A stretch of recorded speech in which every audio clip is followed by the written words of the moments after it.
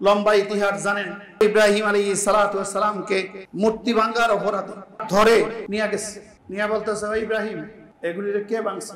তো ইব্রাহিম আলাইহিস সালাম বলতেছে এগুলিরে কে ভাঙছে? ওই যে বড়টার কাঁধে যে কুড়াল ঝুলিয়ে রাখা হয়েছে না, ওরে জিজ্ঞাসা করো কে ভাঙছে। কেউ কি কথা কইতে পারে?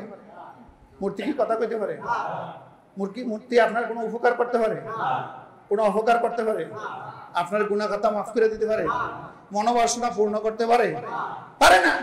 বরং কোন কুকুর যদি তার মুখে পেশাব করে দেয় সে ফিরাতে পারে না। তেরা বলতেছে তুই কি কথা বলস? এগুলি তো কোনো কথা বলতে পারে না, কেমনে বলবো? ইব্রাহিম আলাইহিস সালাম বললেন যেই জিনিস কথা বলতে পারে না তার কোনো ইবাদত করা চলে না। ঠিক না ঠিক? তার কোনো ইবাদত হয় না। অনেক ঘটনা বিনা এরপরে বললেন যে একটা কাজ করো, ওরে আগুনে ফেলে দিতে হবে। মিশরে গেলে দেখবেন সে অনল কুণ্ডের পরিধি এখনো দুনিয়ার মধ্যে আছে, এখনো আছে। ইরাকে সে আগুনের যে কুণ্ডলী বানানো হয়েছিল সেটা এখনো আছে, এবং আপনারা ইন্টারনেটে সার্চ দিলে ওই দৃশ্য এখনো পাবেন। বিশাল আগুন কুণ্ডলী বানায়, ওই যে বর্তমান ক্রেন সিস্টেমে চরকি বানায় হাত পাও বেঁধে রশি দিয়া ওখানে ফেলে দেবে। ফেলে দেওয়ার দায়িত্ব দেওয়া হয়েছে তার বাবা আজর। তো আজর এই দায়িত্ব পালন করলেন। মনে রাখবেন নবীরা যেখানেই থাকে আল্লাহর রহমত নবীদের সঙ্গে থাকে। ওই যে মুসা আলাইহিস সালামকে আল্লাহ বলছিল ও মুসা তুমি আর তোমার ভাই হারুন ইয়ার কাছে যাও, ইযহাব ইলা ফিরআউনা ইন্নাহু তাগা, ফিরআউনের কাছে যাও সে বড় বাড়াবাড়ি করতেছে। মুসা আলাইহিস সালাম বলল আয় আল্লাহ ও গেলেই তো আমারে মেরে ফেলবে। আল্লাহ বললেন না, ওয়াল কাইতু আলাইকা মুহাব্বাতান মিন্নি ওয়ালিতুসনা আলা আইনি। ও মুসা তোমার প্রতি আমি আল্লাহর মহব্বত ঢেলে দিছি, আর তুমি আমার চোখের সামনে আছো। সুবহানাল্লাহ। কার চোখের সামনে? ফেরাউন তোরে কিচ্ছু করতে পারবে না। সুবহানাল্লাহ। মুসা আলাইহিস সালামের শুধু প্রাণহীন একটা লাঠির সামনে ফেরাউন তার দলবল সেলাসামুন্ডা রাষ্ট্রীয় সমস্ত ক্ষমতা একটা লাঠির সামনে চূর্ণ বিচূর্ণ হয়ে গেছে। ঠিক না বেটি? এটা কিন্তু ওই লাঠির শক্তি না, শক্তি কার? ওই আল্লাহ তো এখন নাই, আছে কিনা? শক্তি তো আগের চেয়ে কমছে, কমে গেছে। আল্লাহ ক্লান্ত হয়ে গেছে। সুবহানাল্লাহ। আল্লাহ যেমন ছিলেন তেমনই আছেন, তেমনই থাকবেন। তার ক্ষমতা কখনো কমবে না, কমবে না, কমবে না। ঠিক না বেটি? তো এবার ইবলিস আইসা বলতেছে ওই তোরা কি পাগল হইছ? কি এই যে এই ইব্রাহিমের যে কাপড় পরায়া তোরা যে আগুনে ফেলাইতেছ, দুনিয়ার সমস্ত শক্তি একত্র হয়েও তার সাথে যে ফেরেশতা আছে তোমরা তাকে আগুনে ফেলাইতে পারবে না, কারণ সে কাপড় পরা। তারে উলঙ্গ করতে হবে, কাপড় খুলতে হবে। কাপড় খোলার দায়িত্ব দেওয়া হইল তার বাবা আজরকে। একটু ভাবেন তো, সন্তান দুনিয়াতে বিপদে পড়লে পিতামাতা জান বাজি রেখে সন্তানের জন্য, সন্তানের কল্যাণে কাজ করে। আর আজকে হাত পাও বেঁধে তার বাবা তো তাকে ফেলাচ্ছে, বরং তার পরনের কাপড়গুলি টেনে টেনে তার বাবা করতেছে। নাউজুবিল্লাহ। ইব্রাহিম আলাইহিস সালাম কেঁদে দিয়া বললেন আয় আল্লাহ, তোমার উলুহিয়াতের বলার কারণে, তোমার রুবুবিয়াতের কথা বলার কারণে আমার আজ এমন বিপদ। আমার পক্ষে তো কেউ নেই, যেই বাবা আমার কল্যাণে কাজ করত সেই আমার রশি দিয়া বাঁধলো, এখানেও আমার কোনো দুঃখ নেই। আজ আমার বাবা আমার পরনের কাপড় খুলে আমাকে উলঙ্গ করতেছে। নাউজুবিল্লাহ। মনে রাখবেন ইব্রাহিম আলাইহিস সালামের এই দৃশ্য কি আল্লাহ দেখে কিনা? এর মধ্যে জিবরাইল আসছে, আয়েশা বলতেছে ও ইব্রাহিম তোমার কি কিছু সাহায্যের প্রয়োজন আছে? বলো যে না, তোমার সাহায্যের প্রয়োজন নেই। সুবহানাল্লাহ। জিবরাইল আলাইহিস সালাতু ওয়াস সালামকে বলতেছে তোমার সাহায্যের কোনো প্রয়োজন আমার নেই, আমার সাহায্যের প্রয়োজন হলো আল্লাহ। সুবহানাল্লাহ।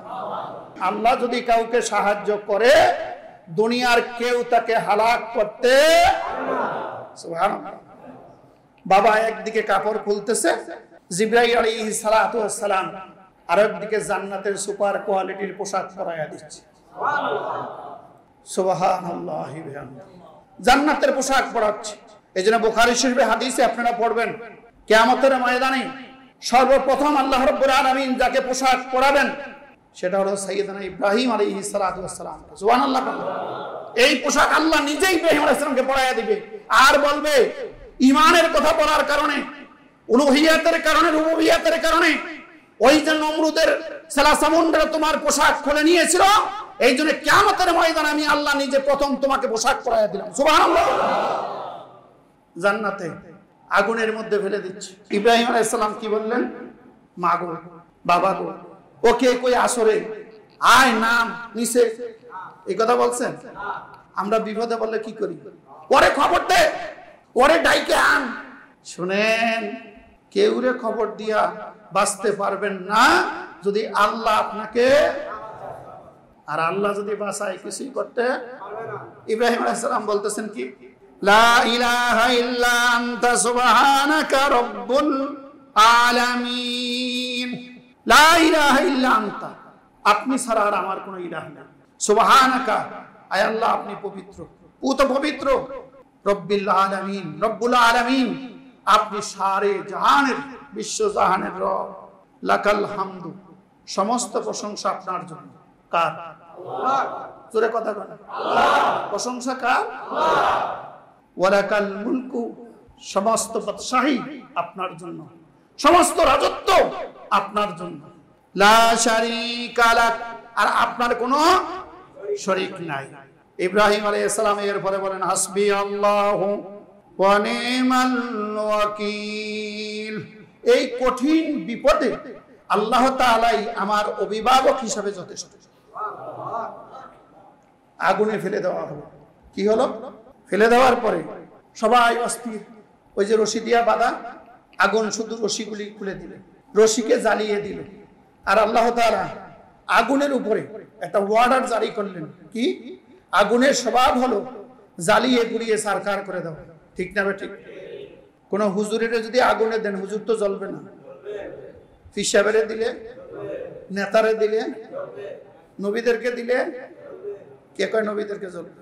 এই তো এই জায়গায় কথা, নবীদেরকে আগুনে দিলে ওই আগুন জ্বলবে না। আল্লাহ আল্লাহ আল্লাহ। আল্লাহ রাব্বুল আলামিন বললেন, ও নমরুদ, তুমি ইব্রাহিমকে জ্বালানোর জন্য যে মহা আয়োজন করেছো, তোমার সমস্ত আয়োজনকে আমি ব্যর্থ করে দিব। কুন্না ইয়া নারু কুনি বারদান ওয়া সালামান আলা ইব্রাহিম। ও আগুন, তোমার প্রতি আদেশ হলো তুমি এক নম্বরে ঠান্ডা হও। যদি ঠান্ডা কথা বললে আর আল্লাহ সামনে না বলতেন, তাহলে এমন ঠান্ডা হইতো। ঠান্ডাও অনেক কষ্টকর, ঠান্ডা অনেক। তো আল্লাহ বলতেছেন ইয়া নারু কুনি, হে আগুন, বারদান, ইব্রাহিমের উপরে ঠান্ডা হইয়া যাও। তাহলে বেশি ঠান্ডাও সমস্যা। এরপর আল্লাহ বলতেছেন ওয়া সালামান আলা ইব্রাহিম, ইব্রাহিমের জন্য যেটা আরামদায়ক তুমি অটো ওইরকম হইতে থাকো। সুবহানাল্লাহ। ইব্রাহিম যেটাতে শান্তি পায় এরকম তুমি হইতে থাকো। 40 দিন পর্যন্ত আগুনে ছিলেন, একটি পশম ইব্রাহিম আলাইহিস সালামের পরে নেই। সুবহানাল্লাহ। এবং হাদিসে আপনারা পড়বেন, সময় কম, ইব্রাহিম আলাইহিস সালাম তার সুরতে একটা ফেরেশতা বানায়া তার বন্ধু হিসাবে 40 দিন পর্যন্ত বসে বসে গল্প করছেন, জান্নাতের খাবার খাইছেন। আর 40 দিন পর্যন্ত ইব্রাহিম আলাইহিস সালামের খোঁজ খবর আল্লাহ ফেরেশতা দিয়ে নেয় নাই, আল্লাহ নিজে নিছে। সুবহানাল্লাহ। ইব্রাহিম আলাইহিস সালাম 175 বছর পৃথিবীতে বেঁচে ছিলেন। তারা জিজ্ঞাসা করা হয়েছিল আপনি সবচেয়ে আরামের সময় কোনটা ছিল? বলে ওই যে নমরুদের আগুনে যে 40 দিন ছিলাম, ওইটা ছিল আমার দুনিয়ার সবচেয়ে আরামের সময়। সুবহানাল্লাহ। কারণ কি? কারণ হলো এই 40 দিন সরাসরি আল্লাহ তাআলা আমার খোঁজ খবর নিছে, আমার সাথে কথা বলছে। সুবহানাল্লাহ। এই পরীক্ষা তো আমরা দিছি, সব পরীক্ষা দিছি, কিন্তু ঈমানের পরীক্ষা দেইনি। ঈমানের পরীক্ষা দেই না। এই জন্য আল্লাহ বলছেন আম হাসিবতুম আন তাদখুলুল জান্নাতা, আমা হাসিবতুম আন তাদখুলুল জান্নাতা ওয়ালাম্মা ইয়াতিকুম মাসালুল লাযীনা খালাউ মিনকুম। তোমরা কি মনে করছো এভাবেই জান্নাতে চলে যাবে? অথচ তোমাদের পূর্বে যারা ঈমানের দাবিদার ছিল, ঈমানদার ছিল, এই ঈমানের জন্য তাদেরকে হাজারো পরীক্ষার সম্মুখীন হতে হয়েছিল।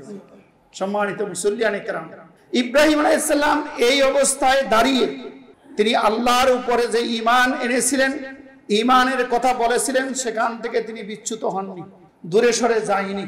কিন্তু আমরা দুনিয়ার সামান্য হাদিয়া তোফার বিনিময়ে ইমান বিক্রি করে দিছি বহু আগে, ঠিক না বেটি?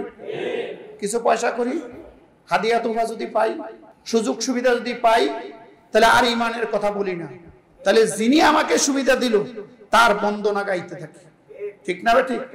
আর ইব্রাহিম আলাইহিস সালাম বললেন কি, না, বন্দনা হবে লাকাল হামদু, সমস্ত প্রশংসা আল্লাহর জন্য, ওয়ালাকাল মুলকু, এই পৃথিবীর রাজত্ব বাদশাহী মুলকিয়াত সব আল্লাহ। আল্লাহ তাআলা আমাদের সকলকে তার সত্যিকারের গোলাম হওয়ার তৌফিক দান করুক। ওয়া মা তৌফিক ইল্লা বিল্লাহ। আসসালামু আলাইকুম ওয়া রাহমাতুল্লাহ।